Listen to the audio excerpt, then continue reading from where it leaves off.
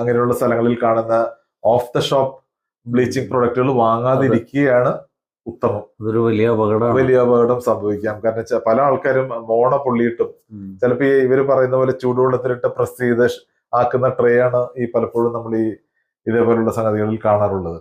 അപ്പൊ ഈ പല്ലുകളിൽ ഈ ട്രേ ഫിറ്റ് ചെയ്തില്ലെങ്കിൽ, കറക്റ്റ് ആയിട്ട് ഫിറ്റ് ചെയ്തില്ലെങ്കിൽ ഈ ബ്ലീച്ചിങ് ജെൽ, ഈ ബ്ലീച്ചിങ് സബ്സ്റ്റൻസ് അതിൽ നിന്ന് ചാടി മോണയിലൊക്കെ വന്ന് ഒട്ടിയിരിക്കാൻ സാധ്യതയും മോണ പൊള്ളാനും.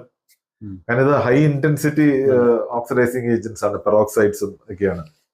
അപ്പൊ അങ്ങനെയുള്ള പല കേസുകളും നമ്മൾ അലർജിയോ അങ്ങനെയുള്ള കാര്യങ്ങളൊക്കെ സംഭവിക്കാം. അപ്പൊ പ്രിഫറബിളി ഇങ്ങനെയുള്ള സംഗതികൾ ചെയ്യുമ്പോൾ അത് ഒരു ഒരു ഒരു വളരെ തറവ് പ്രൊഫഷണലിന്റെ കെയറിൽ ചെയ്യുന്നതാണ്. ഹോം ബ്ലീച്ച് ആയാലും ക്ലിനിക്കൽ ബ്ലീച്ച് ആയാലും പ്രൊഫഷണൽ ബ്ലീച്ചുകളായാലും. പിന്നെ പലർക്കും ഇപ്പൊ ഇത് സംശയം തോന്നാം, ഇത് എത്ര നാൾ നമ്മളിപ്പോ ഒരു ബ്ലീച്ചിങ് ചെയ്ത് കഴിഞ്ഞാൽ അത്